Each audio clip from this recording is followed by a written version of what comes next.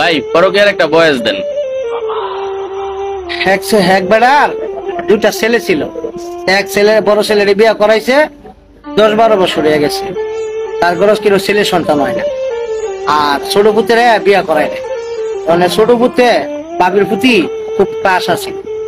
Crush থাকার কারণে পরে আবার ছোট ছেলেরও বিয়ে করাই দিছে। বিয়ে করাই দেওয়ার পরে হের কাছে হের ঘরে 2-3টা পোলাপান হয়েছে। বড় ছেলে ঘরে কিনে পোলাপান হলো, তা ঠাস করে শ্বশুর একদিন পুত্রের বউরে কইতাছে আর কি, মা গো তোমার তো 10-12 বছর হয়েছে, নাতির মুখ দেখতাম না। আমি শুনছি ওই যে বরতলা আপনার এক দরবেশ বাবা বয়, সেখান থেকে পানি পড়া, আর হেবেটার কথা মতো চললে গেলে মানুষের ছেলে সন্তান হয়, যদি যাইতা কয়েকটা বাজাম। তো বৃহস্পতিবার দিন দরবার শরীফে গেছে আর কি, দরবেশ বাবার কাছে।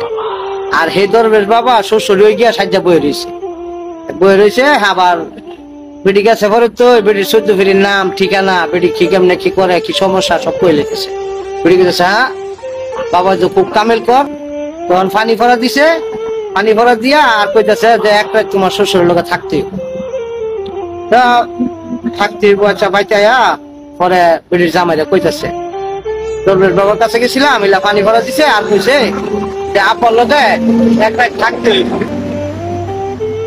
সমস্যা কি, তোমার আপা আর আমার আপা তো এক কতই, এক রাত থাকলে যদি আমরা একটা কিছু হয় তাহলে ভালো না, তো থাকবা।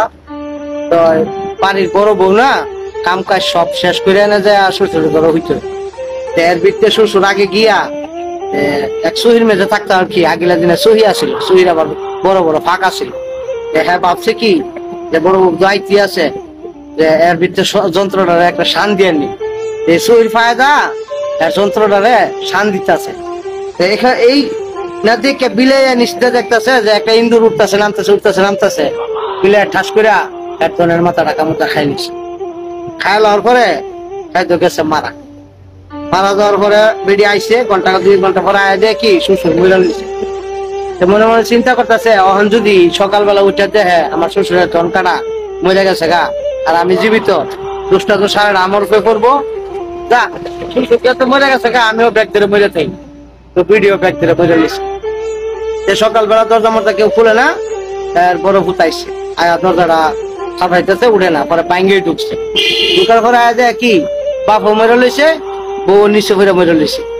ছোট ভাইটা ডাকে আনছে, বাইরে এদিকে কি তোর বাবিও মারা গেছে, আব্বাও মারা গেছে, মানে কি করার, তুই গিয়া মানুষজনরে খবর দে আর গিয়া কাফনের কাপড় আনগা, আমি এটারে